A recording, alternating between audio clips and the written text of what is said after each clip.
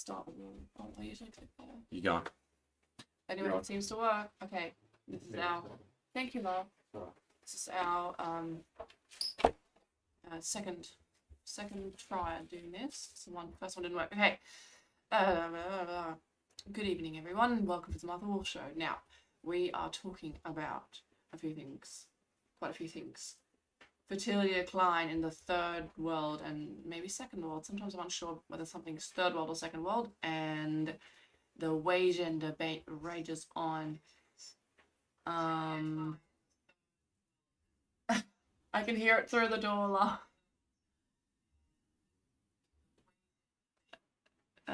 And also Japan reels from diversity nuke. What's happening in Japan is actually really sad. So let's see. All right.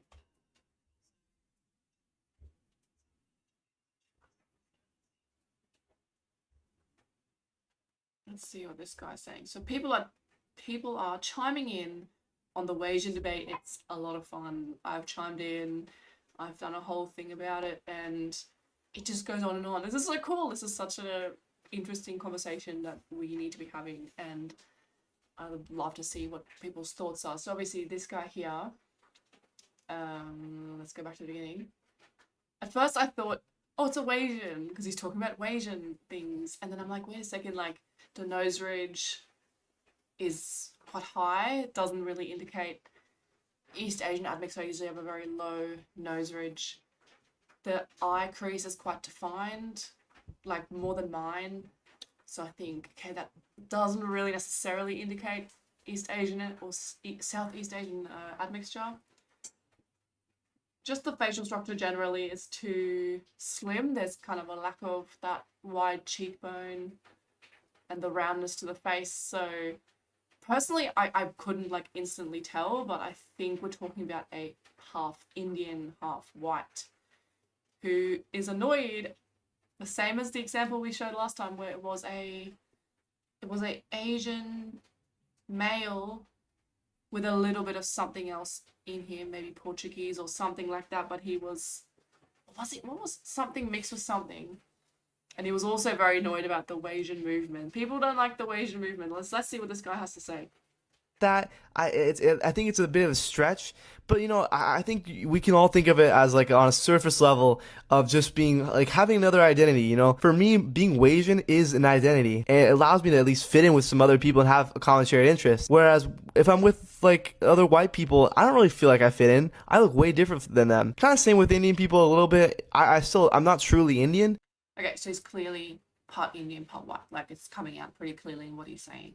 He doesn't fully fit in with white people, doesn't fully fit in with Indians, so it's the Wasian identity is like, oh yeah, it offers itself to him. And I think he's annoyed that this doesn't really match with what's meant by Wasian. So being Wasian and having that identity and being with other people that way is kind of that perfect middle ground, which, I really like. And so, to hear people say I'm not true Asian, it's just like, why are we trying to exclude people that way? We have to stick together, and I don't know. That's just my take on it. Here's what I would say.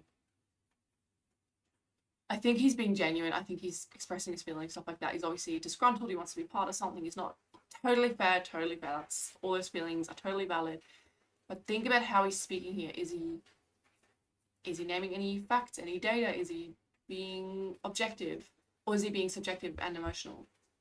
So think about, he's obviously being subjective and emotional here. He's talking from his feelings. He's talking about from his standpoint. He's talking about his subjective view of the world, right? Western Europeans, and maybe Europeans more broadly, especially Northern Europeans, and then East Asians don't actually look at the world like that. We don't actually speak like that.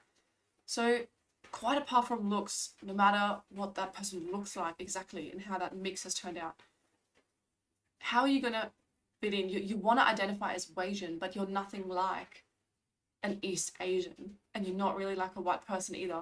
Some white people, yes, of course, there's always exceptions. I'm not saying there's not. But this, especially from a male, is very emotional, and I mean, men obviously get emotional in other ways, but this is almost like a very female sort of expression, and it's kind of a low IQ expression, to be honest, as well. So I don't know how well he's going to fit in with the Wasians. Like, do you think It's not just a looks thing, right? I like being Asian. I never really like kind of labeled myself that way until now. It is nice to have like an idea. Also, you never labeled yourself Wasian until now. So now that like Wasian is trending and like the Wasian identity is kind of rising and becoming like a cool, popular, fun thing, now you want to be part of the Wasian thing, but you weren't before. So it's like they're not even excluded. Like you were never part of it. You never identified.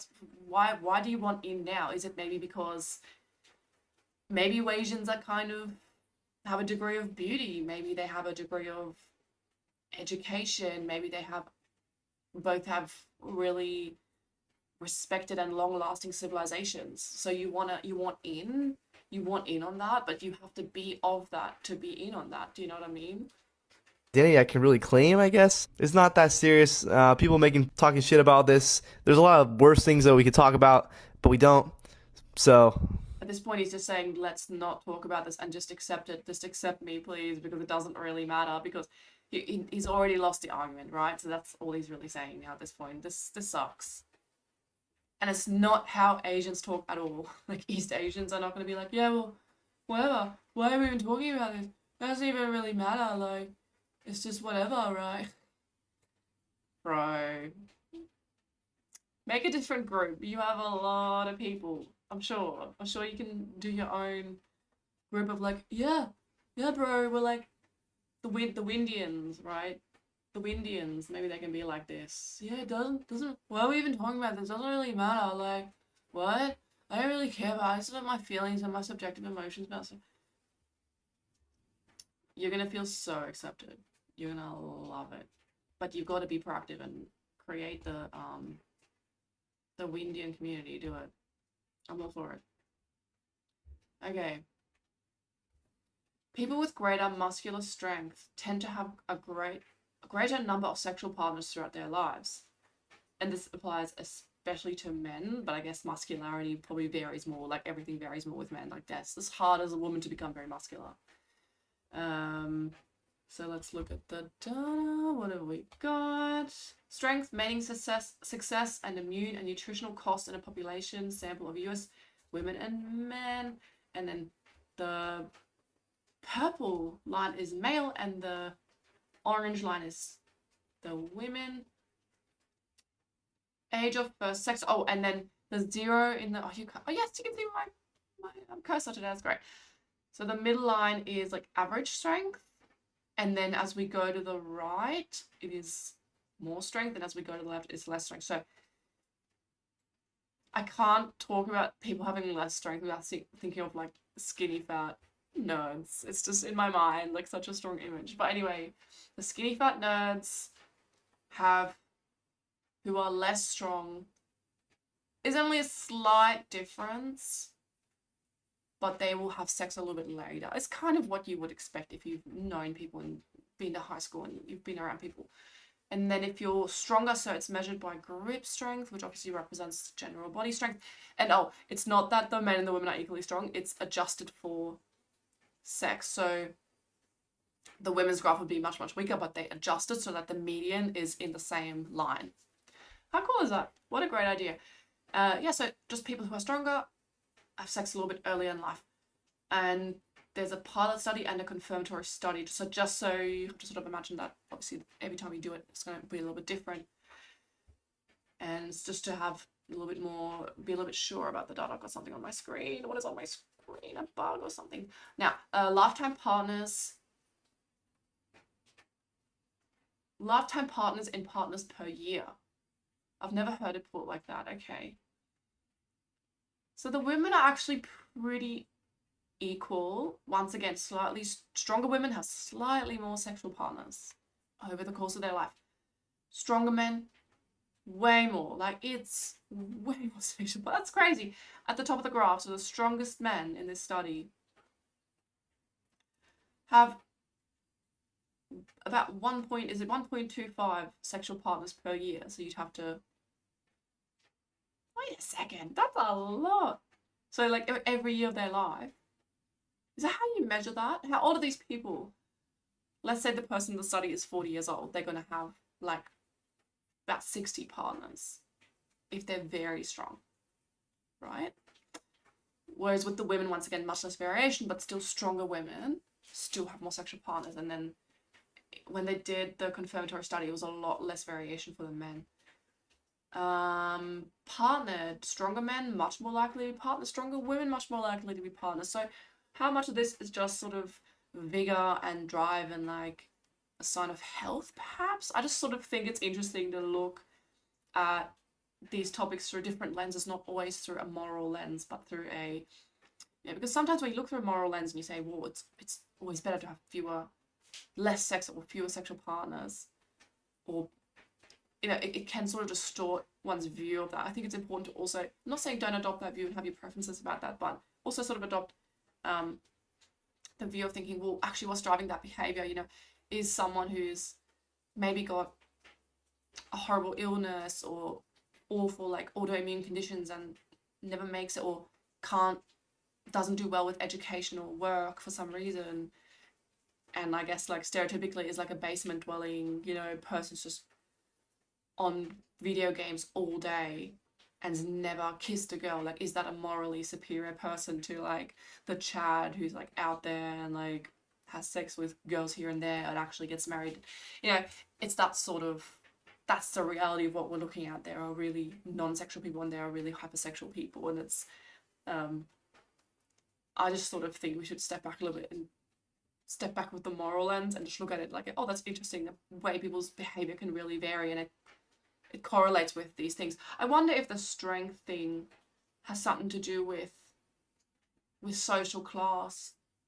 Like, is strength the same? Is it something that's found more in the working class? And that might also show up in the women. It's not like you're going to have a population that's endogamous where suddenly the men get really strong and the women don't. It's not going to work like that. Like, it's kind of like being tall.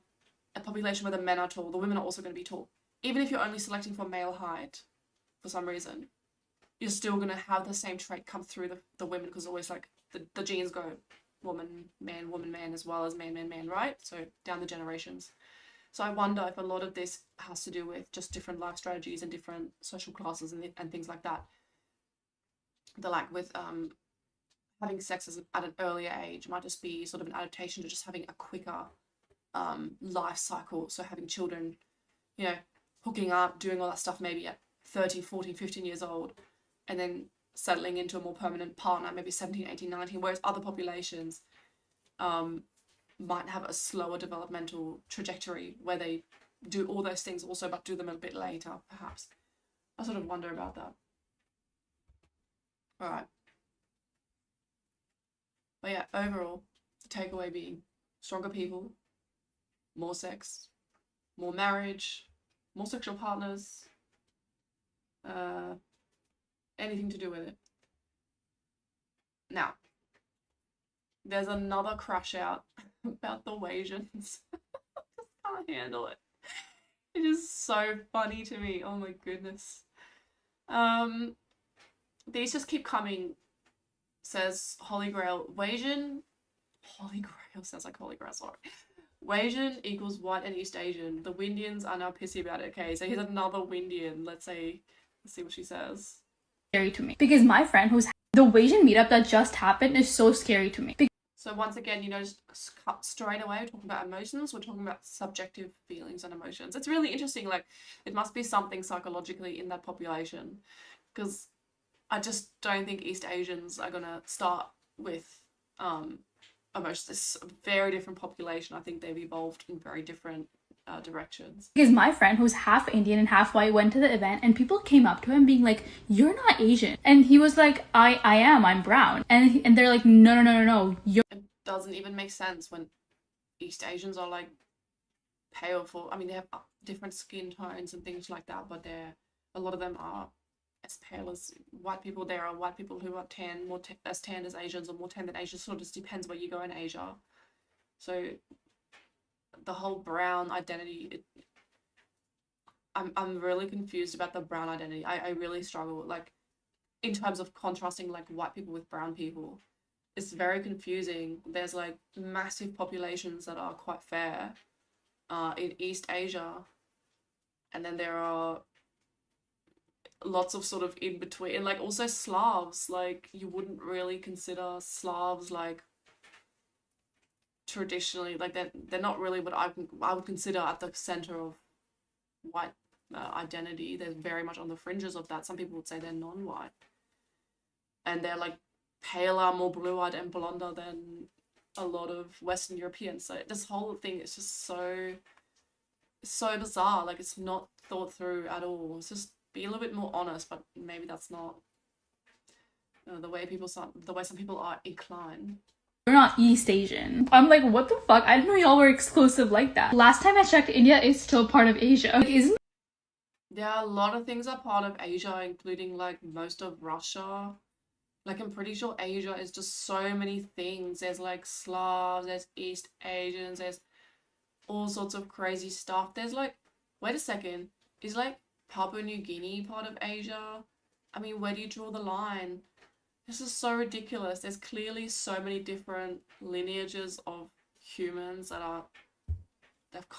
have been separated and not be intermixing very much for like a long time, since a lot of Indians are going to be more closely related to Europeans and to East Asians. So if anything, if you really want to draw a line, draw the line between East Asians and Indians, which they do. They don't like each other very much, clearly. So where are you guys going? I want them to debate this out. I think this is great. I actually think it's really good. Everyone needs to debate this out, and from their own heritage, their own family, where they stand and where they come from and where we're going. You know, everyone's sort of put together in the mixing pot. The mixing pot that doesn't really mix. Like the pot that no one stirs. It's like putting a bunch of vegetables and then no one's really stirring it. Like, and what do we do now? the whole point of the event to include people of mixed races? Well, no, just because you want it to be an event that includes people of mixed races doesn't mean it is, you know? Gosh, I'm getting crazy vibes. It's nuts. You know, I'm pretty comfortable with that, but like, just because you would like it to be something doesn't make it. Like, there's such a different conception of reality in different people. Like, you wanting something to be an ideal reality doesn't make it so, you know? Like, it's like me saying, I'm gonna have a really amazing Saturday, and then my kids are like vomiting all day. But it was meant to be this great day? I don't understand. How can it not be a good day since it was meant to be this great day? Well, who thinks like that?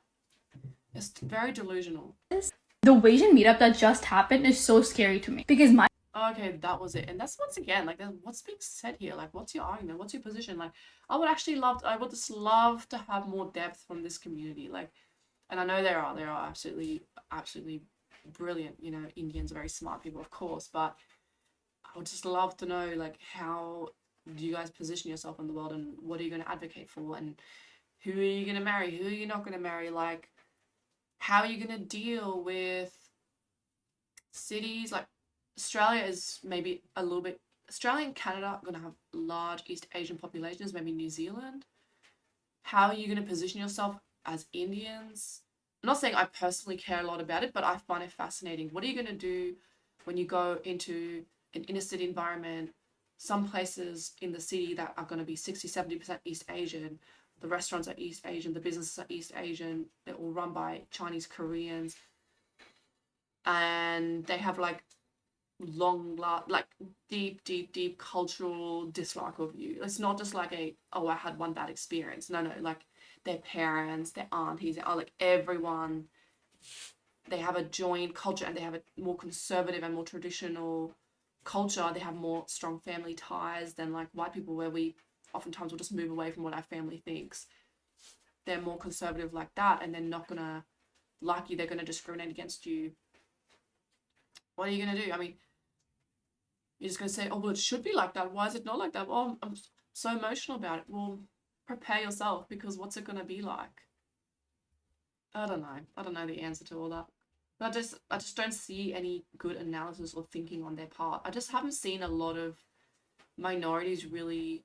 Maybe that's because it's in different languages, and so I just can't read it. Like, I can't understand it, except for the translation feature on X, which is great. But I just want to know all these different communities. Like, in Australia, it's gonna be Indians, East Asians. There are also Greeks and Italians, but they have low birth rate, and they're dispersed, and they mix in with the broader European population here. So I just don't think they really have much going on as far as I can tell. I would love people to become a little bit more aware and like overtly advocate for their interest, or like make a plan of what they're gonna do. I know East Asians do a bit. They do advocate a lot of the time for marrying each other. Like they have terms for each other. Like in Australia, they call each other ABC, like Australian born Chinese, and they're like, oh, I'm ABC, I should marry another ABC. And I know they have like expectations of their children, and they educate them very strongly, and they have a lot of this stuff going on. Yeah, I just find it all really interesting. Because obviously, if you're a tiny minority, and I guess Germans are a good example, but they're not really like very distinct where you can look at someone and be like, definitely German. But Germans and Dutch, you do meet a lot of people who have like a little bit of German and Dutch because they just come in and they instantly mix. I don't know. There was a German community, or one or two bigger ones in Australia, I think, and they may have been endogamous for some time, but that was broken up, and kind of purposefully that their language was suppressed in order to kind of integrate them into broader society on purpose. But now, like more recent Dutch and Germans, all the ones I've met, instantly intermarry. Like they marry someone and then they move to Australia, like they're already married to someone who's not from their own ethnic background. Or they come as a couple, maybe they have a German child, but then there's no attempt to have the child marry another German. Not that I've never seen it. I've never seen it once, actually. But then, of course, what happens is that your identity gets diluted, and it's really hard to hold on to, language and poetry and history and fairy tales and this and that. And even though German culture really overlaps a lot with broader European and British culture, it's probably a little bit easier to maintain some aspects because they are found more broadly in the environment. But still, it's very hard to hold on to it, and it does get lost. DeepSeek is reportedly auto-rejecting Chinese applicants who went to America for undergraduate, says Lina Hua. Having an undergrad from America usually means you went through the international school pipeline, which usually means that you've had much less rigorous maths training. Oh my goodness.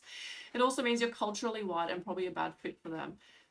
Wow, what an L for... I wonder about Australia, because obviously we take a lot of Chinese students also, but what a massive L for students who think they can do this like big holiday where they go overseas and they do like what I imagine is probably much easier, cushy kind of study experience overseas, whether it's America or Australia, or I think UK as well. Like there's lots of countries like that. She says, I have lots of students from Shanghai American School, #1 international school in the city, and they have tons of bullshit filler classes like choir, abstract art. Oh, they have a Shanghai American School. Reading books about disabled and morbidly obese kids and writing essays about why fat shaming is bad. Wow, so like full on, like crazy level of liberalism in the middle of Shanghai. I didn't know that. As a result, they're far behind in maths and science. But I wonder if these kids are they white kids or are they East Asian kids? But she says here Chinese applicants who went to America. Yeah. And they're somehow less competent at music and arts too, because they skip the foundations and go straight to vibe painting and virtue yapping. Oh my gosh. Yeah, there is such a thing. There is such a thing, definitely. I've experienced it. Where you do like a fine arts course and they just go straight to like, yeah, it's all about the message. It's all about the interpretation. It's like, but shouldn't we be learning techniques? Like, how do you express anything without the right techniques? Like, shouldn't we be learning about, I don't know, mixing paints together?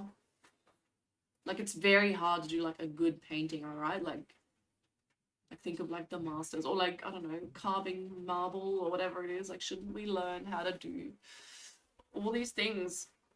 I don't know, creating molds and then pouring things into the molds. Like, that's all, it's actually craft. Like, it's actually hard. And yeah, my experience of going to art school was It was very disappointing, extremely so. It was just all about, oh, yeah, my artwork says this. It's like a rebellious message against this social and patriarchal norm. I'm pretty sure we had one girl. Of course, it was mostly girls in the class. I think we had maybe 2 males. And she had this, like, pillar, maybe this high, I don't know, something like that. And I think it was, from memory, I was so zoned out at this point. I think she had like a tampon drenched in juice or something like that on the pillar.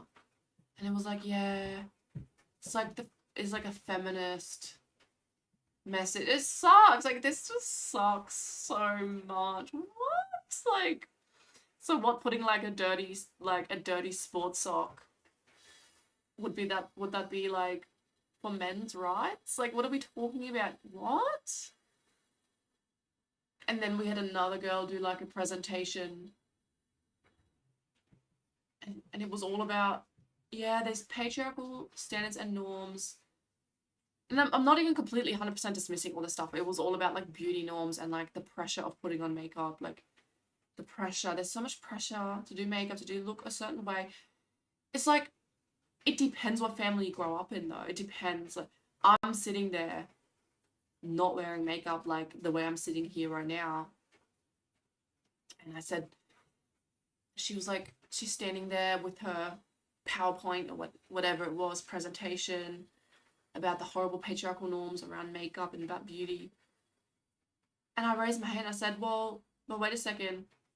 You've done this whole presentation complaining about this topic, but you're wearing a full face of makeup.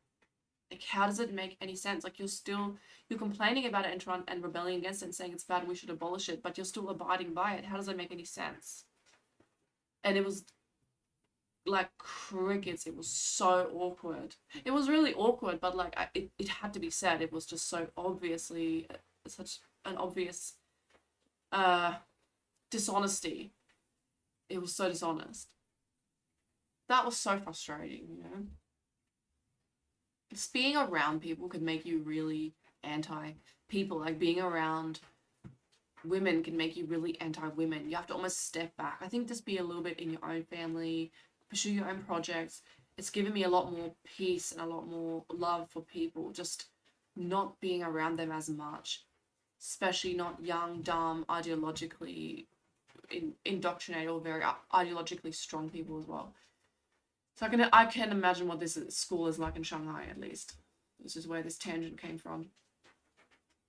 American education is very low quality, in my opinion. This isn't a China glazing post, by the way. I would take the average German grad from 20 years ago over today's American grads too. Yeah, 100%. Like, German education was very high quality, even when I went. And it was like, where I went to school in Germany was like notoriously, like, the education was very rigorous and very difficult. And I'm sort of weirdly, it was sort of annoying. Like, it was definitely exhausting. It was too much, really, for, I think, a child of that age. Like, we're talking 12, 13, 14 years old and you're doing significant amounts of study. I think it was a bit too much, but also I'm kind of glad about having like some degree of background knowledge in sort of a variety of fields. Whereas coming to Australia, you just don't study as many subjects at all. Like, it's like half the amount of subjects. It's nuts. It's really, really, really different. And everything's a lot more zoomed out.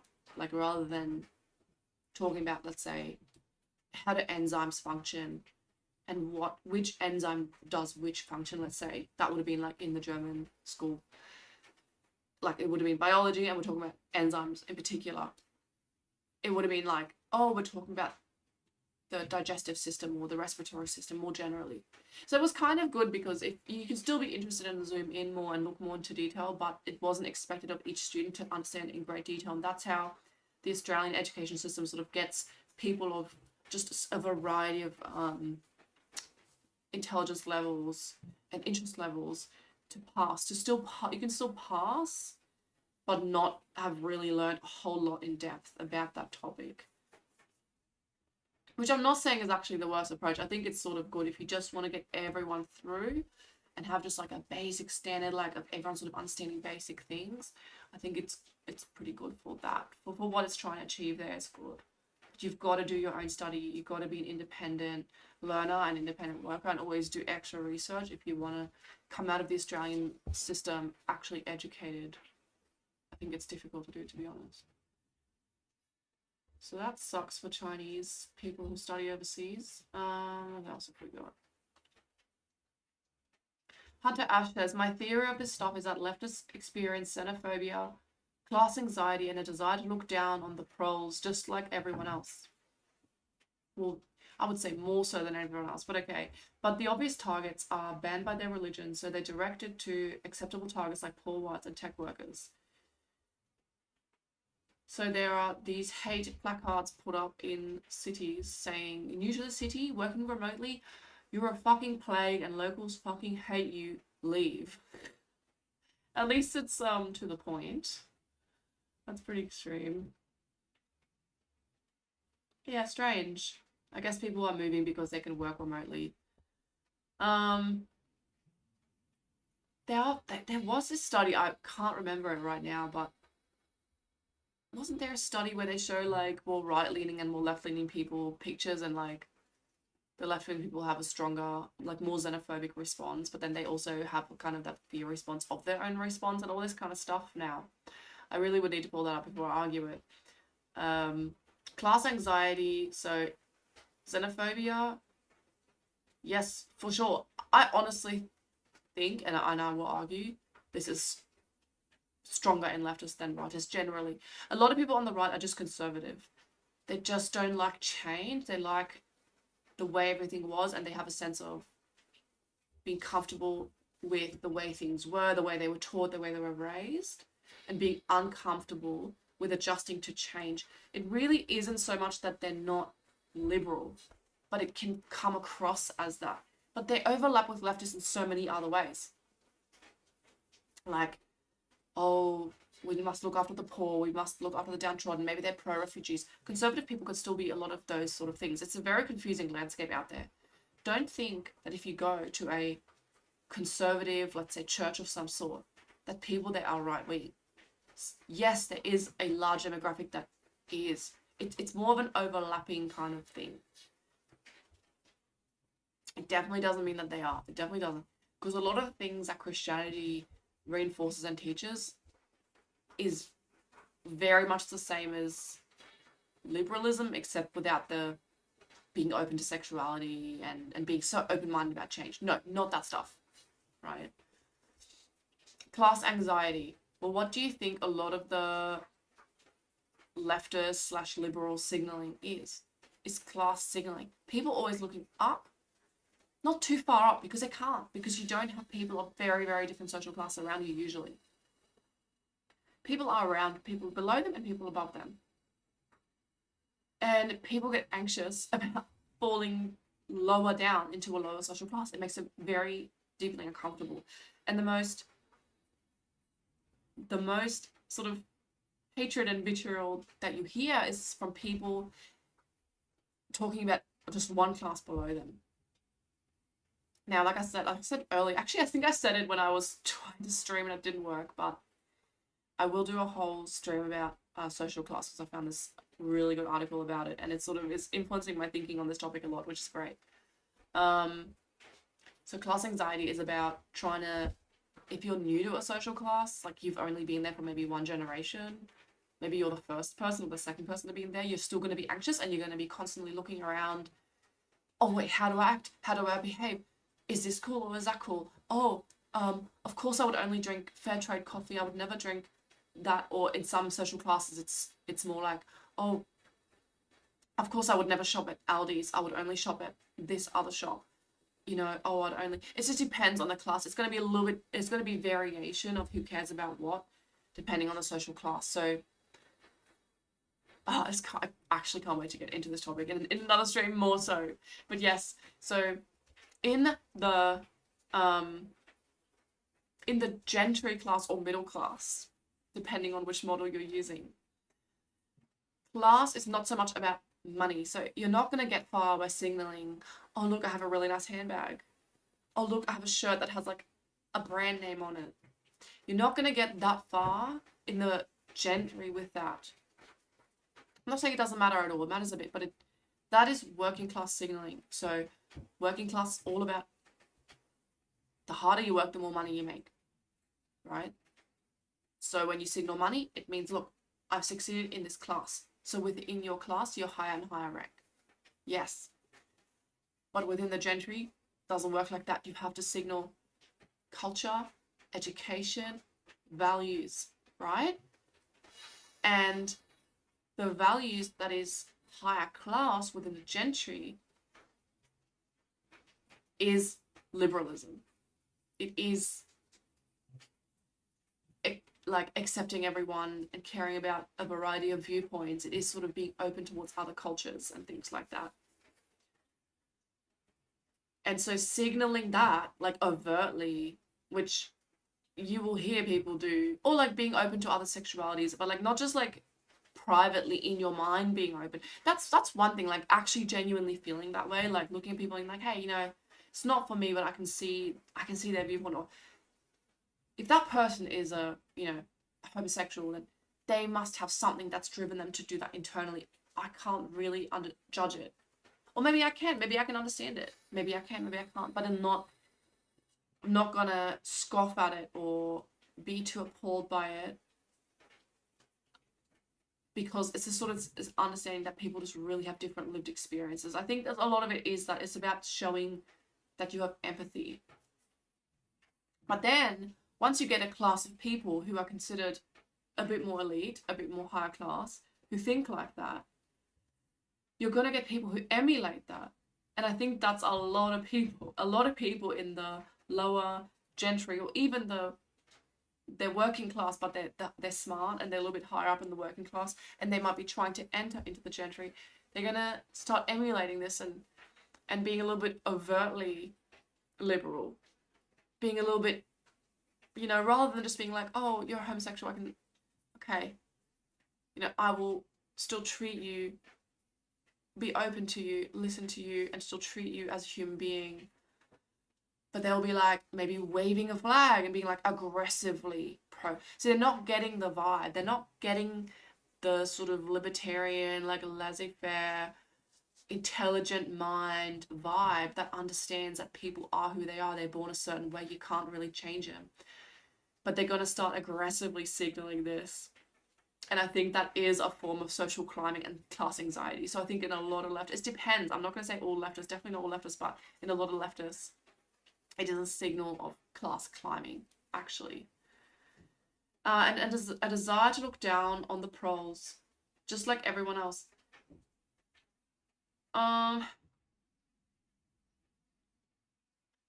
Yeah, basically all groups.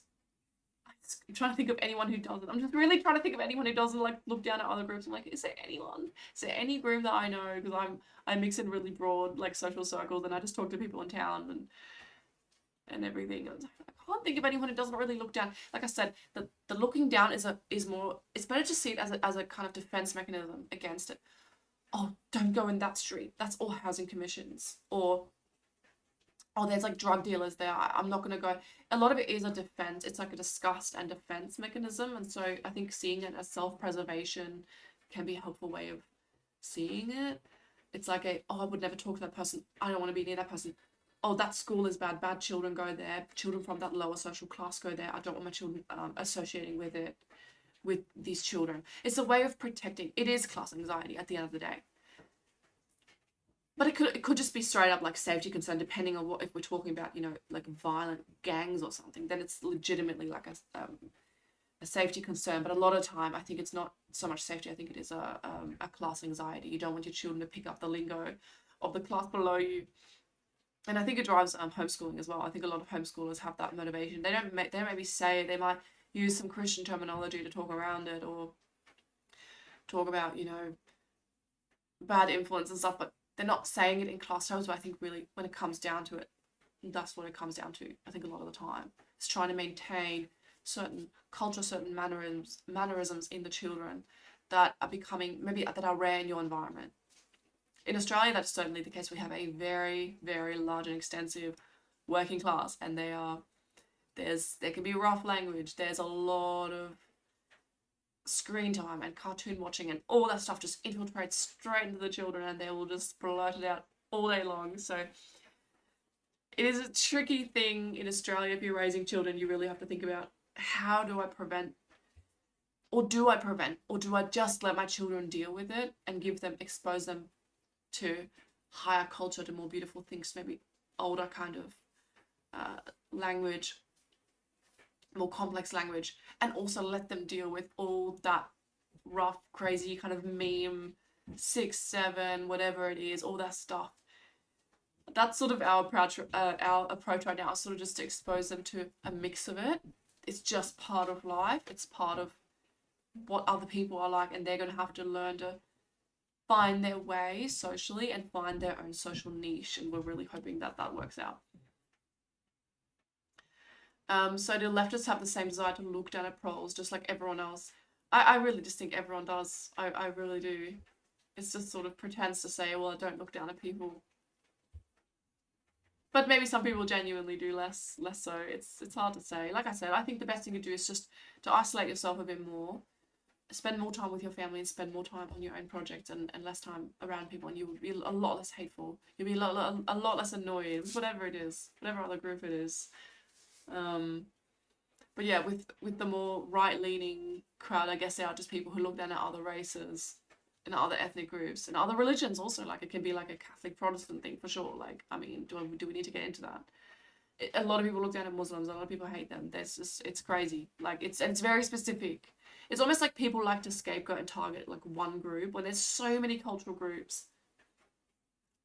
I'm personally sort of uncomfortable with simplifying it. I like to have a more complex system in my mind of this is my cultural group. Then there's people really, really adjacent to me. And there's people less and less and less adjacent to me. But sometimes I get on really well with people who are really not that adjacent to me culturally. And it's just really confusing and strange. But yeah. It is just a normal way to go around the world to feel xenophobic. It's completely normal and everyone does it. And it could be like, oh, well, we're like upper middle class people, or at least we aspire to be upper middle class people. We're definitely going to look down at those working class people. And of course, the working class people define themselves by how hard they work and how much money they make. So they're not going to care about coming across as a bit primitive, uneducated, xenophobic against foreigners or against Muslims or whatever. So you get this kind of divide within white people. I can really only speak for white people. You get this quite large divide, even though people might be crossing each other in the streets. It's like you are in a different world to other groups of white people.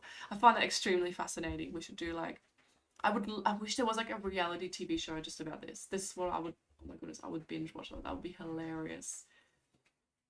That's what I want to do. A reality TV show where there's like, you take someone from a distinct cultural group and you like do a little expose about, oh, this is who I am, this is where I'm from. Like, it could be like the trailer park, or it could be like, you know, it could be like an sort of Irish Catholic suburban household, or it could be a bit more upper middle class, something like that. Some sort of, I don't know, Presbyterian or something like that.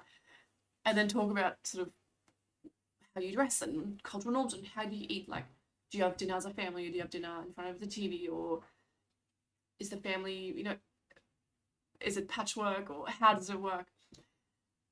And then like that person has to go undercover into a completely different group. It might look similar but be quite a different cultural group and try to fit in. And like the goal of this hypothetical reality TV show that I've of course sketched out in my mind would be to train them. Like, they would have like a personal buddy or something that's like, okay, maybe like they have to, like wife swap, but just with this, it doesn't have to be a wife, it could be anything.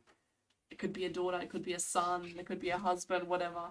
And then they have to swap and kind of live each other's lives a little bit and like mix in each other's social, go to like a barbecue, and like they have to try to talk about the topics that are discussed at that specific barbecue. That would be so fun. I would absolutely love that.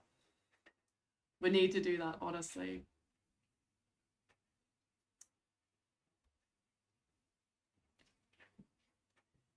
Dissident Wire says, Radfem Hitler has officially given birth to Richard Spencer's son. I don't know if this is true, but she's been very quiet on X lately. This marks Spencer's fourth child, with his other three being from his previous marriage. I cannot deny or confirm whether this is true, and this is apparently an AI generated image of her, but she does look sort of something like that. And my cursor's gone again. What is that? So they have had a child together. What? What's going on?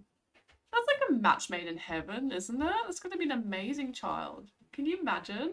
Can you imagine the sort of views this child's going to grow up with? It's going to be like giga brain, like just brain like exploding out of its eyes and ears, like bruh, just being raised with so many esoteric and nuanced takes. Wow.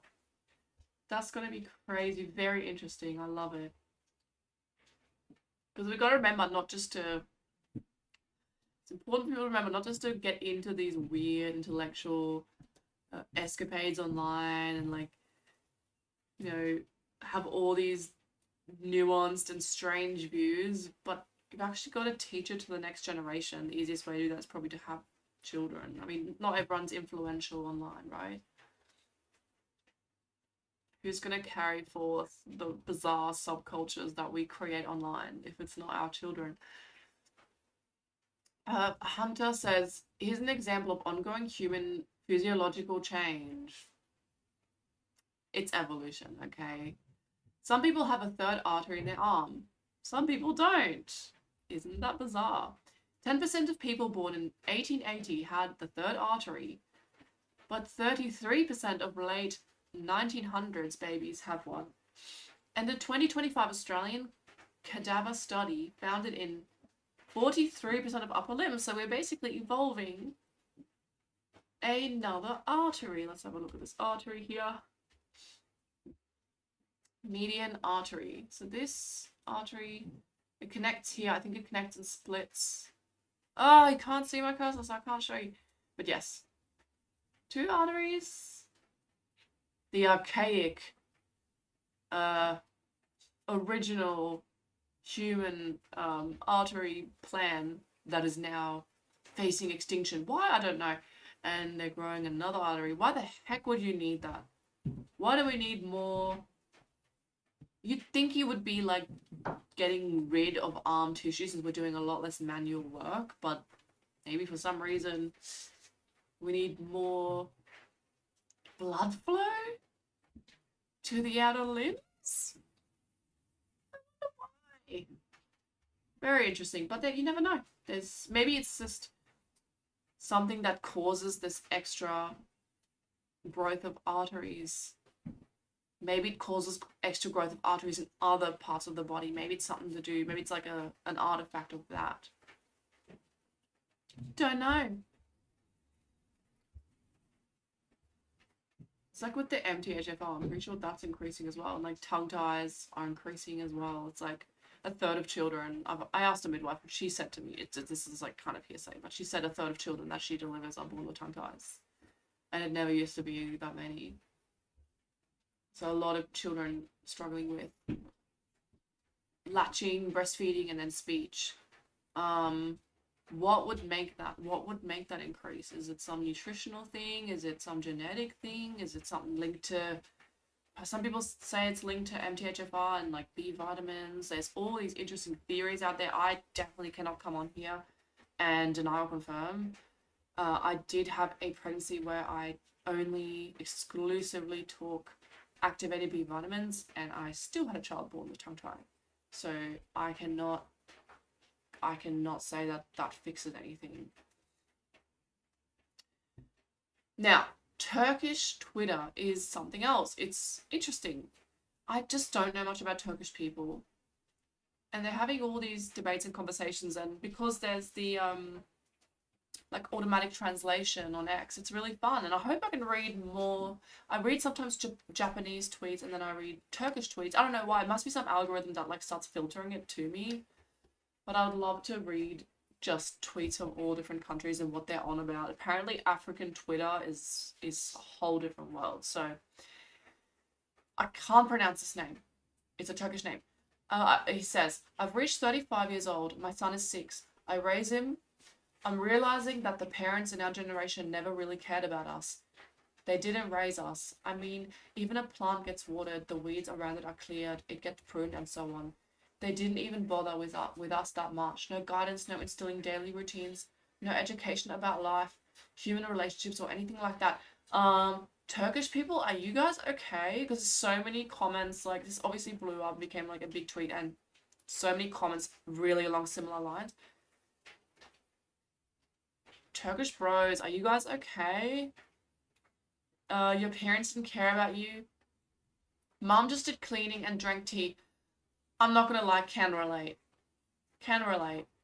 There's a lot of cleaning to be done in a house. Like, if you have more than 2 children, there's a lot of cleaning to be done, or if they're young. Even just if you have 2 but they're young, like, it's crazy. Dads went to work and watched TV. And this, I think, is a bit understated. I think I think the TV, that's understated. Because this is like, this guy's saying he's 35, so he's Gen Y. And so we're talking about boomer, probably slightly younger boomer parents, I imagine.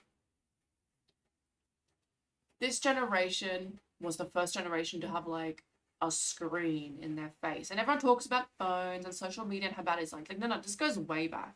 I'm not saying it's the same. This goes way back. I'll never forget going to my neighbor's house, and it's exactly what this guy's describing of Turkey, but she was German, and she was ironing everything perfect, so beautiful, stacked, so neat, so tidy, ironing every sock. And of course, this massive TV, like, well, it was probably tiny, but we thought it was a massive TV, like, back in the days, you know. This TV was just on, and I was so shocked because we never had a TV running in our home. My mother would have freaked. That would not have happened. She was very, very against that. And just the TV was on. And she would do all the house, everything was perfect, the children, everything was taken care of perfectly, right? But what goes away? Your culture has to grow and adapt around a technology. We're talking about this last time, I'm pretty sure. We're talking about this a few days ago, when we're talking about Aboriginal culture and adapting to new technologies like clothing, having to then wash it. Like, everything comes with consequences. You don't just insert a technology into family life or society and not have all these repercussions that come from it. If you have TV, you need to start managing it. You need to have time limits on it. You need to evolve a whole culture around it, and I don't think we're there yet. And TV is already going out, and we're already on other screens and media, but same thing applies. These people had basically a screen just put in front of them and couldn't cope. And what happened? They didn't parent their children properly. They didn't involve their children in constant conversation, constant activities, constant guidance. It's quite scary, really, when you have children, or when you know anyone who has children. It's quite scary to think they know nothing. They don't know how to brush their teeth or floss their teeth. They don't know what anything's called. They don't know the name. You go in the garden, they don't know the name of any plants. And I don't know the name of every plant. There's lots of different plants here, but they don't know anything. They don't know how to treat animals. They don't know how to plant something. They don't know how to use a shovel. They don't know how to use any tool. Some things are more intuitive than others, obviously. And some physical skills, they'll learn it pretty quickly on their own. They don't know what's dangerous. They don't know what's poisonous. Everything has to be told and repeated and repeated and repeated. They don't know how to take care of themselves, do their own showers and washing their hands and packing away like all that stuff. You've got to be with them and guide them through it. Everything at a different stage, but over and over and over and over again. It's extremely tiring, and it goes on for years. Once you put a TV and it's on for, even if it's 3 hours a day, which is probably a lot more than that, but even if the TV is on 3 hours a day, the child comes home from school, TV is on 2 or 3 hours of the afternoon, nothing has culturally evolved to make up for that time. How do you make up for the time where now the girls are not in the kitchen baking with mom or cooking with mom or making flatbread or whatever it is that they're doing? Now the boys are not out following dad around the garden and doing all these things and doing all these chores, whatever it is that they're doing. and maybe doing sports and things like that. So I don't think this is limited to Turkey, but this is really interesting. And there was a lot of, yeah, and they say, the guy who posted it says, I'm in shock, the same problem all over the world. And then one person says, there are three types of family, there are three family types: indifferent, over-involved, and democratic. We're kids from indifferent families. So yeah, the indifferent family. It's sort of, it just sort of terrifies me to think, like, just basically go out, yeah, whatever, go out and play, like, I'll call you for dinner, I guess, and then they just, like, Lord of the Flies situation, just self-taught, everything self-taught, and then you think, wait, why wasn't I taught this? You go into the real world, wait, well, why don't I know this? Why don't I know how to do this properly? Why am I not well-mannered? Why am I not well-bred like some other children are? It's always going to be, I think there's always going to be a trade-off of that and being over-involved and, like, hovering and being overbearing and, you know, imposing so much on your child. I think it's a really difficult balance to get right. The democratic family, I'm not even sure what that is.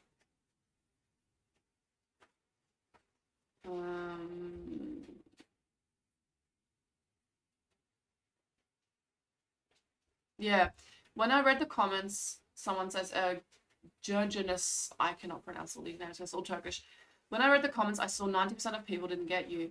Failing to live up to your potential, that's the whole issue. I think that captures really nicely what sort of is going on here, right? Entire generations are living mediocre lives because they never got proper guidance. No family has a life plan or a family culture passed down from generation to generation. Every generation starts from scratch. Isn't that beautiful? Like, it's so sad and so tragic, but it's beautifully phrased. That's what I'm saying here.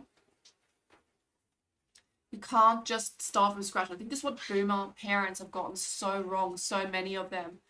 They think they can just, they almost have this assumption. I think they're working on really different assumptions than, like, our generation. Like, we know there's absolute slop out there, like horrible, shitty TV shows, brain rot, crappy education. We sort of are aware of it and we supplement our children with extra things. I think we are very careful, we're very controlled around devices and things. I think my generation is clued in for the most part about it. Even if they don't do perfectly, they still at least are aware. Whereas the boomer generation kind of assumes the old way is still there, but when the old way is being abolished really quickly, but they're living their little insular lives and they don't realize how quickly society is changing and that they have to actually more aggressively counteract it. In the boomer mind back then, I'm saying when they had children, I think they were thinking, well, of course this is our culture, what are you talking about? Like, we've had, of course we're whatever kind of Christian or whatever kind of Muslim or whatever. Of course we eat this kind of food. Of course we have certain holidays and celebrations. Like, what are you talking? It would be bizarre, the idea that culture is changing so rapidly that people are forgetting their everyday, like the rhythm of the year, the rituals, the language around certain things, that people would just forget so quickly. I think that was beyond them to even imagine it. And then they were watching TV and they were distracted themselves. So, like, yeah, I'll watch TV. You go to school and school will teach you. I think there's this big idea that there's this faith in institutions in the older generation that maybe I think is going away now more and more. But this idea, well, of course you're going to be the same. I went to school. It's like, I went to school and I learned everything and I'm a proper citizen. I know everything. But it's like, but you also didn't have screens. You also weren't watching 2 to 3 or 4 or 5 hours of screens every afternoon. Or like staying up late looking at a screen and then being tired all day. You know, the boomers still, yes, they went to school, and yes, maybe that experience was somewhat similar, although that also changed over time, became a lot less rigorous, I think, in a lot of countries. But also they would have played outside, they would have climbed on trees, they would have gone to their neighbor's house, they would have had all these extra experiences that doesn't register with them how valuable that was to their development, to their social skills. And they're raising children, they have, of course, we're all, the children of boomers, we are grown up. They've raised a generation of children where there's always a lot of variation, but a lot of them just unsure how to do the most basic things, unsure how to cook meals, fix things, clean things, have social skills, things like that. And yeah, the whole not reaching your full potential. I think that's a very painful thing for people to think. If you genuinely have a problem, like if you're dyslexic and you can sort of read, like that's pretty cool. But if you're sort of reading and you're going, wait a second, I could have read all these interesting books. I could have been really educated, but I wasn't. That's a shame. See, it's like it's wherever your potential is. Like I'm not upset that I'm not a weightlifter. Like I don't have the potential. I don't have the testosterone. I don't have the upper body strength to ever be like be a power lifter or something. I'm not sad about that because it was never my potential. It was never my potential to do that. But if I was to never, I guess like it depends in what area you have potential, right? You don't want to grow up and think, oh, I should have learned an instrument, or I should have done some more visual arts, or I should have developed whatever interest is that I have. I think that becomes a very painful experience for people, and it's not. You're not alone. That's what I'm saying. You're not alone if that affects you. What's a lot of people? Blair Dolder CPA says there's a strong negative correlation between a nation's wealth and its proclivity for nudity. There's only one outlier, and of course it's Germany. Like, why is that of course so? Like, isn't that very odd? Let's have a look. And how do you measure proclivity for nudity? Are you talking about, like, the amount of time people spend naked, or are you talking about, like, cultural norms around it? Okay, so here's the line of wealth. Wait a second. Economic output versus nudity. This is just so ridiculous. This whole graph is just so ridiculous. Economic index. So basically, the wealthier country with the line going down indicates like, the x-axis is wealth and the y-axis is public nudity, naturism, acceptance index. Okay, so this is about cultural values, not about the actual amount of time that people spend naked or half naked or whatever. Which is, look, a lot of these countries are really hot, can you tell? A lot of these poor countries, they are poor African countries, it's very hot. You're not going to wear a lot of clothes because you're going to be drenched in sweat all the time. It's just not viable. So you're going to develop a culture. You're going to evolve a culture that's quite comfortable around degrees of nudity just to cope with the climate that you're in. Totally understandable. India is kind of an outlier too, though. It's like not that comfortable with nudity, but like reasonably poor. That's something I've noticed. Like it's such a hot country and they still wear like these draped scarves and things. A bit too much, really. And then Germany, but you gotta remember in Germany, it's Denmark and Netherlands is up there, but not as much as Germany. I don't know why. I know East Germany might be more so, like, more accepting of that stuff. There was, like, a nudist culture in Eastern Germany. I once went to this museum about the DDR and the East, and they had this weird exhibition about how they were do these, like, nude beach things. It's very weird. I didn't grow up there, so it's odd to me, you know, but there's a whole culture around nudity or, like, getting changed. Like, if you get changed in Germany, you can just get changed, like, in front of people like at the lake or at the beach or whatever it is. There's no expectation you don't have to go into a room, lock the door, and then get changed and then come back out in your swimmers or whatever. But also remember, because it's cold, it's not going to really affect, like it's cold. It's cold a lot. So most of the time you're really covered up, and I guess you're just happy if you can get the vitamin D at certain times of the year, so I don't really blame people too much. Interesting though. YouTube Shorts is hitting relatively uneducated societies like a nuclear bomb, man. This case. Financial Times published a graph. Mexico now has a lower birth rate than America. Now that might surprise people if you kind of think of like mass immigration from Mexico, like all these young people, like that is obviously a thing of the past, you know. They're also massively obese. Maybe that's something to do with it. I mean, maybe just having a lot of people really overweight, it doesn't help you with getting pregnant and having healthy pregnancies and stuff like that. Isn't that amazing? Like, US actually sustaining its birth rate. Like, no, I mean, it's not great. It's close to 1.5. It's not great, but it's it's tagging along. A lot of other countries are just absolutely plummeting. It's gonna be so interesting to see kind of how that bottoms out and potentially comes back up, if it becomes like kind of a U-shaped graph, or what's going to happen. And yeah, obviously the argument to make it more overt would be that it's kind of the same thing that I was saying with it's the same theme as with these Turkish posts. It's all about modernity, the media, screens, entertainment, constantly how does it affect people. And I guess there's people making arguments that you could argue that that's just interfering with people's natural way of life and social lives, going out. We know this from so many different data points from all over the world, usually from the West, that as people are more on social media, they're more active online, they're just going to be less out and about, meeting fewer people. And of course it interferes with sex and dating, you know? It's not really that surprising. But in the non-Western world, in the second and third world, it's going to affect them a lot more quickly because these changes happen more quickly and they've had less time to adjust. In China, a teenager who dropped out of school due to smartphone addiction, so we're talking about the same thing. I love this. This is such a theme. We're having such a theme here. Was sent to a rehabilitation center by his family. The young man, forcibly removed from his room, had his phone confiscated, his hair cut, and was subjected to disciplinary training. Now, you could say this is like stage, like, but it looks a little bit too real, but I don't know. Let's see what happens.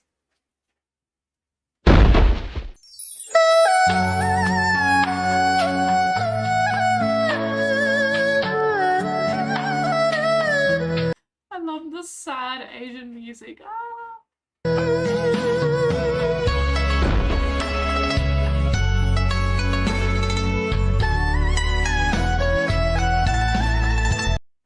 Oh gosh, he's like, no! He's like screaming, they're dragging him out of bed. Oh my goodness, they don't tolerate any nonsense, do they?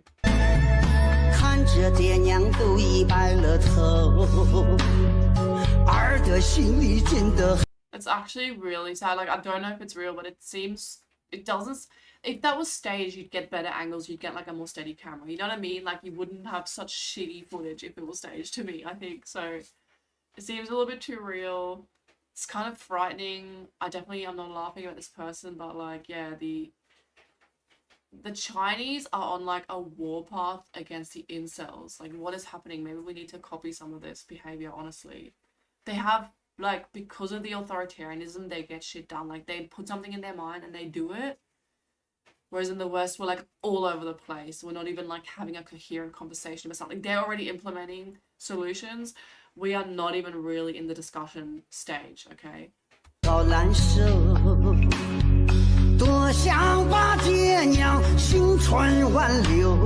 Look at the difference in tan from the phone addict guy to like the outdoor army soldiery guy.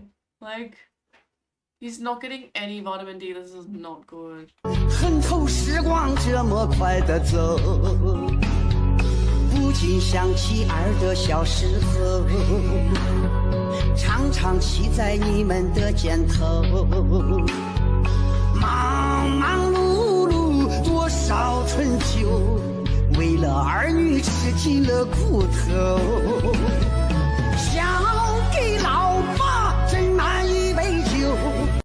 That's a bit over the top. He's struggling to even walk. They're like, put this uniform on and start walking around. That's a start. I mean, they're doing something. It's like, it's always the same. They're doing something. What are we doing in the West? Like, how many people like that do we have?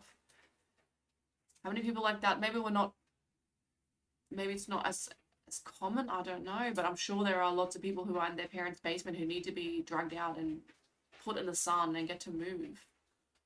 想给老娘梳一梳头，可惜儿在外不能陪左右，爹娘的爱情还也还不够。 He really doesn't like it. He's having like a tantrum. Oh, feel so bad for this dude. 想起爹娘泪儿流，身体健康牵挂我心头。 不知下回见面什么时候？解药的爱情还也还不够。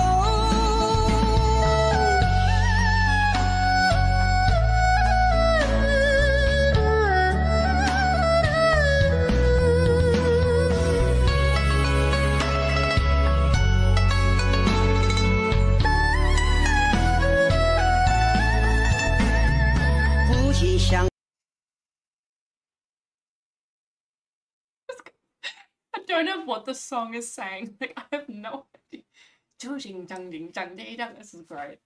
This is so entertaining. Why don't we have this in the West? There's like the Asian child, and they're like, yeah, I'm gonna shave your hair now. And they're so sweet and caring. Like, this is I just love the contrast of this to our society. It really strikes me whenever I engage with East Asian media. I'm like, so similar, but yet so different. I mean, the sense of community, the sense of responsibility that they have, they always, and maybe that's because maybe this is government funded media, maybe this is somehow promoted, maybe there's some other reason there, but they seem to always have this kind of cohesive care where it's like, okay, like, you can't just be like this in our society. Like, oh, you want to just be a complete, like, useless person, just, oh, there's a perfect German word in my mind, but I can't obviously use it in English, but you can't just rot in your bed and be completely useless. No, we're going to rehabilitate you. We're going to make you part of our society again. You know, isn't that kind of sweet? There's a degree of, like, love and care in that. And obviously, I'm against the authoritarian pressure, so I am really not like that. I'm really not the sort of person to drag people and force people. I think, you know, there is an argument to be made for sort of letting people also go, like letting people fail. But I can so see the beauty and the value in a society that really tries to keep everyone together and say, no, we shouldn't have kids up studying till 11 p.m. or gaming all night or doing this sort of behavior.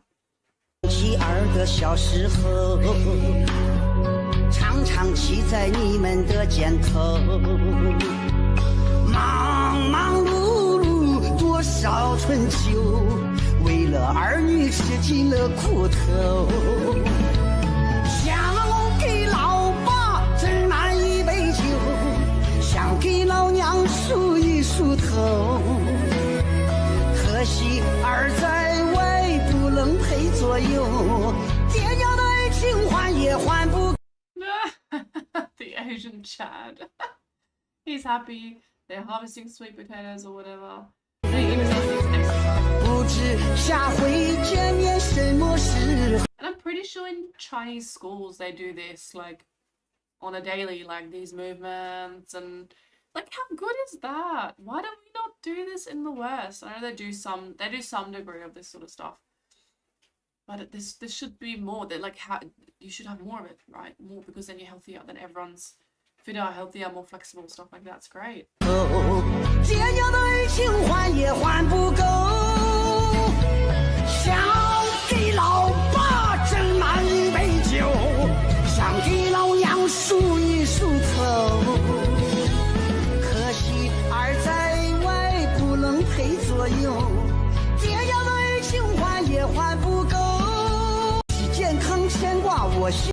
So he's doing these martial arts moves and he's serving someone and yeah, he's just doing lots of different things. It's so cute. I just thought that was the most adorable and interesting thing. I always like to keep an eye on what are the other cultures doing. Like, well, how do you guys address, you know, modern problems? That's probably same problems that we also face.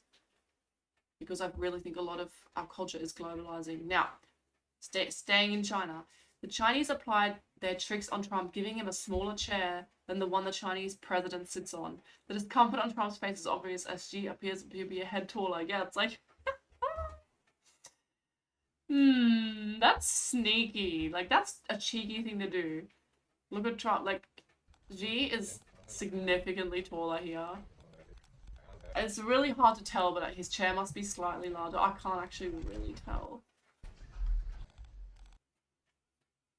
I think it's not broader, it's just a little bit taller. Yeah, that's all. Because obviously there's a lot of this human dominance signaling, like, if you're taller, you always seem like you have more authority and people will take you more serious. You can't help yourself, right? It's like the the animal part of your brain is like, oh, you're big and tall, I'm gonna respect you, you're socially above me. So you can induce that in sort of artificial ways, which is pretty sneaky, to be honest. They should not be doing that. Jonathan Pallison says, X is sleeping on this amazing news. The just signed Chisinau Declaration means that European countries can deport foreign criminals again. Here's how the Guardian covered it so you know it's good. The Guardian says, why rights group fear the new ECHR declaration could weaken migrant protections. Oh, rights. Oh, not right group. Rights groups. Oh, it's like human rights groups. Fear this new declaration. Political statement agreed by all 46 Council of Europe states could give them more leeway to carry out deportations. I mean, obviously, it's ridiculous. It's totally ridiculous. The amount of foreign criminals that are in like Germany and Sweden and all these places. Of course, they should be kicking out foreign criminals. That's like not even a question, really. Jonathan Palazan says, this is great news. If the Chisinau Declaration will mean that Denmark can go ahead with our plans of enacting a law that makes deportation mandatory for foreigners who get a prison sentence. The bill L180. Previously, this would be ruled as being against the human rights of the criminal foreigners, but likely not after the Chisinau Declaration. Other European countries may follow suit, and we can get far more deportations of criminal foreigners. Yeah, like if you just deport people who do crimes, you're going to be getting rid of like a significant portion of these asylum seekers, illegal immigrants, all that sort of stuff. Which would be great. Unless they just travel over the Mediterranean again and come back again. The difficulty of human childbirth is not special, it's the expected one in mammals, says Tay, and the one observed in many other species. It's the result of cliff edge selection. Having the largest possible offspring is dangerous but beneficial. So this is a study on a huge variety of mammals and their levels of dystocia. So I think it's like when the fetus is trying to come out and it's getting stuck and the mother cannot give birth naturally. Which you will often hear people say like, oh, that's so bizarre. It's only really like humans where that happens.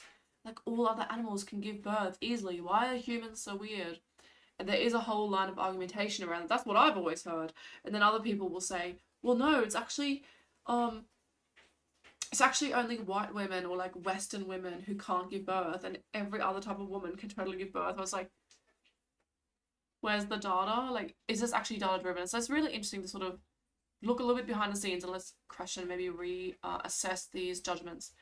So here's the dystocia prevalence across placental mammals. So with humans, now I don't understand exactly what all these data points are and how they were gathered. I have not looked into it to that extent, but basically you can look at it says percentage of births.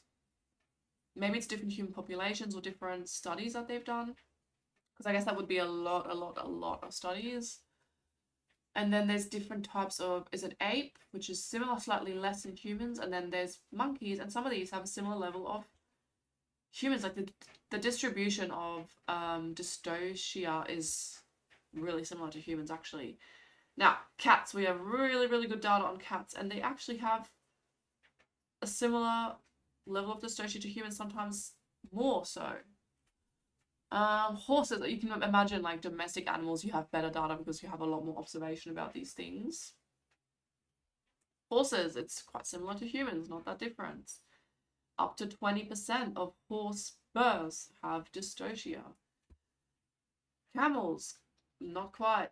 Llamas, not quite. Pigs, not quite. Hippos, how would you know? How would you know how hippos give birth? How much have we studied that, honestly? What even is that? These are all different kind of deer, like with antlers and stuff, all different types of ones. not quite as much. I guess they're not born with antlers, which really helps. Bos Tauros, is that a kind of cow? Pretty high levels. Sheep. Sheep and cats and... Where's the goat? No, goat is low. Sheep, cats... And what on earth is that thing?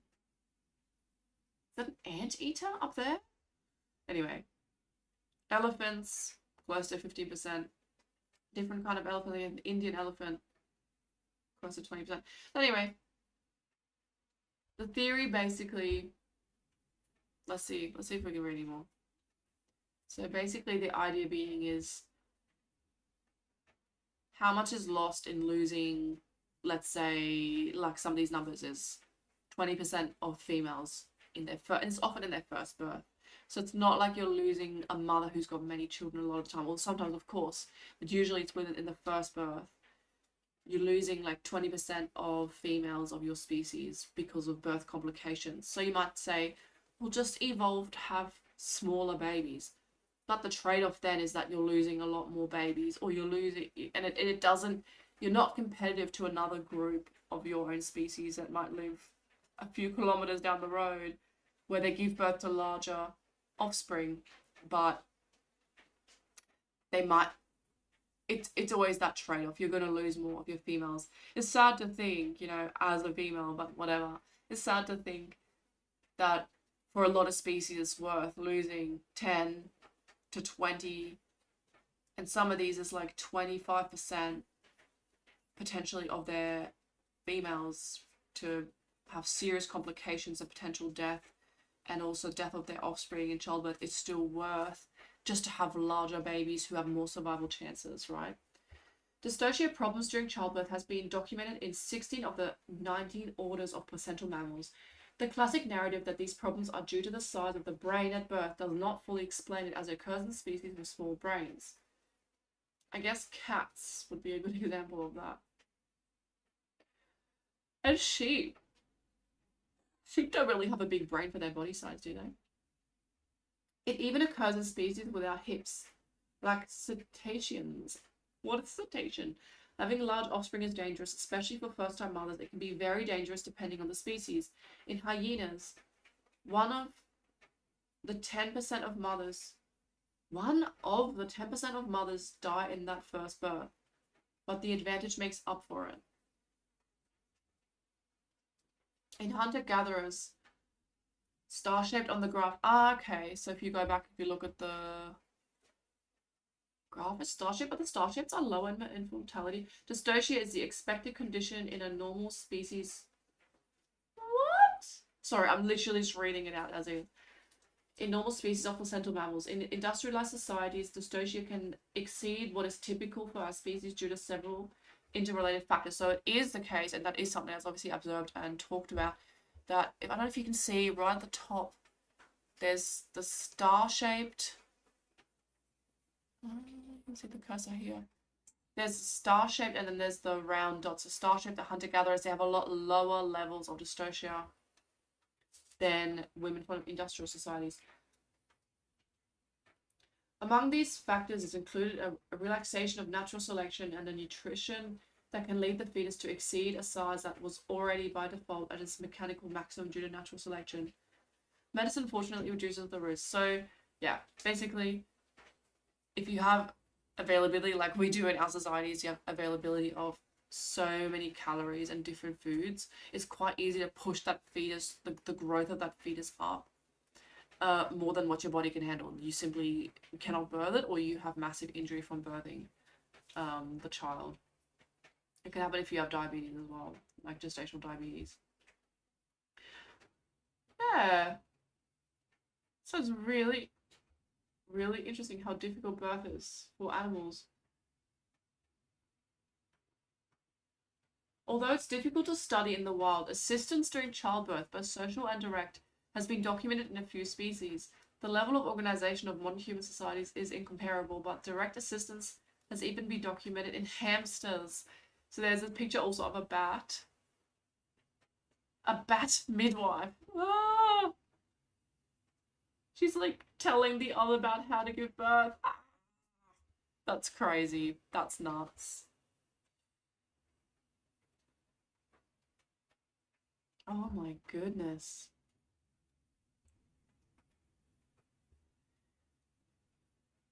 Dutch women are becoming so desperate for a husband that they are handing out notes to Chads in Amsterdam. Hold the line, guy. They are getting desperate as fuck. Women are so desperate. Oh my gosh, they're making the first move. It's horrible. Come on. This is so cool. What are we doing? We're finding our husbands again. Where are you gonna ride? Wat ga je opschrijven? You're cute. And then our Instagrams. Little cards, babe. Good luck. With their Instagram. Thanks, cute. I'm a bit flustered. We're freaking out right now. I'm a bit scared. Oh yeah, bye. See, the Dutch girl's really confident and the British girl's like, I'm freaking out. Like, yeah, it's not your culture to be like, to be more open and direct towards men. Nothing you can compare to your neighborhood. Oh, I'm trying to find the words to describe this girl without being this. I think they're like making these guys, they're making their day. Surely, right? Oh, that's fun. The way that booty moving, I can't take no more. Had to stop what I'm doing so I can pull. Running after them, I love them. Like chasing him down. I'm trying to find the words to describe this girl without being disrespectful. Damn girl, she's a sexy fish, a sexy fish. Damn, she's a sexy fish. Damn girl, damn, she's a sexy fish, a sexy fish. That's not gonna work.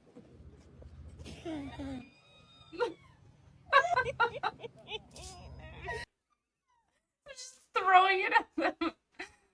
Oh, that's so cute. That's so adorable. I love the gender dynamics in Northwestern European societies. It's so fun to me. It's so lovely. It's such a nice contrast. Even like British society doesn't quite meet this. I know they are Northwestern European, but obviously on an island, so maybe it's just evolved a bit differently. But yeah, like it's so much cooler than more patriarchal societies where the girls really have to like. I mean, these girls are dressed up and really pretty, but they've not gone like they're not competing in an over the top way. They're still having fun about it, and yeah, I'm very uncomfortable about the kind of you just have to display your sexual value and like be as hot as possible all the time and constantly attract all this male attention to just try to get potential husband to approach you eventually. Yeah, I think it being more proactive is definitely is great, and I really hope the Dutch can maintain some degree of fertility levels because it's a beautiful culture, you know, we don't want to see it go. Lemieux says, I'm proud to announce a trial, and you, yes, you might be able to get into it. At the end of this thread, you'll find a link to sign up. The trial is for gene therapy for huge muscles. Look, this cow, this is ridiculous. Overly muscular cow, what even is this?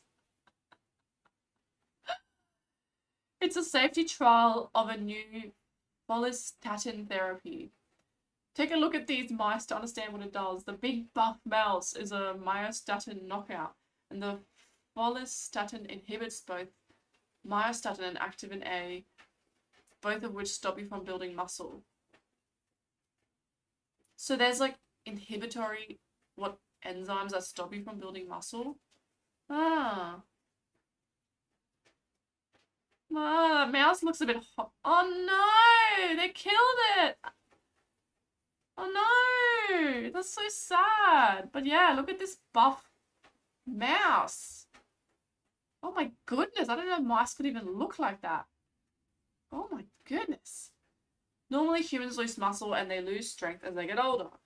But we want to prevent that, and we might have found a cheap way to do it. The idea here is to use follistatin for that purpose, to preserve muscle mass and function so that people can age much more gracefully.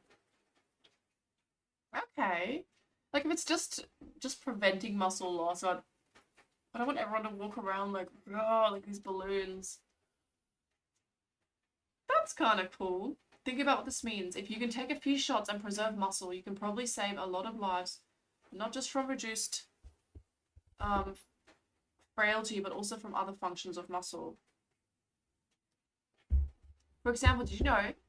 Oh, yeah, I have to drop something. I'm so sorry.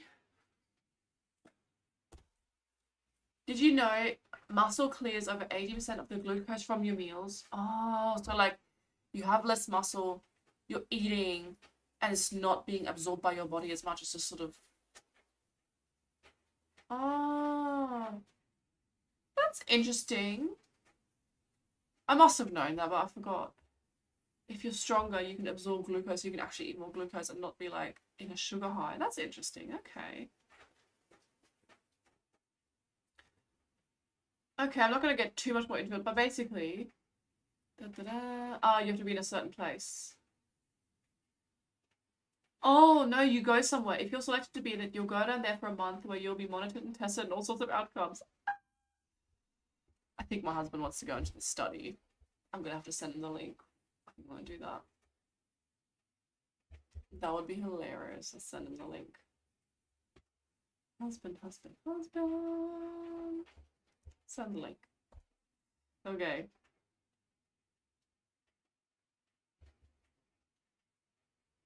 Let's hope he doesn't come back looking like that ball. That would be horrible. But if it's just to maintain muscle, that's cool.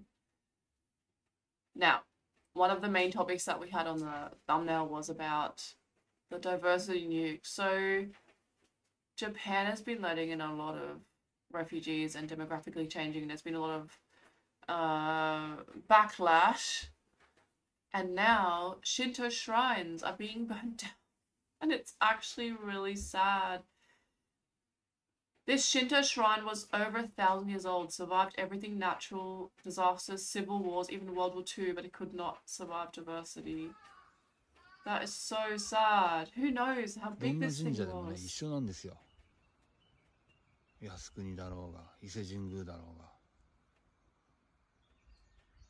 神社が燃やされるっていうことの意味をね、私たちは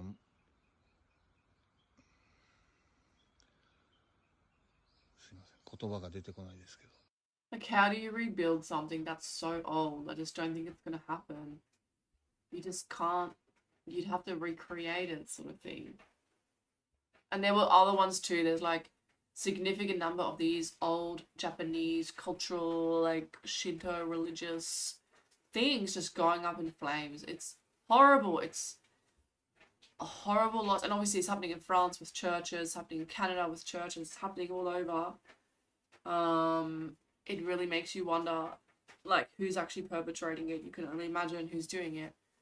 And it's awful. It's such a lack. It's a loss of world culture, of cultural heritage, and there should be, you know, an outcry against this and a prevention. I don't know. Maybe you need to have like patrol, like armed patrol at every shrine at all times. That's what I would do, honestly, if I was the government. Just surely the tourism revenue is going to make up for having an armed guard there at all times.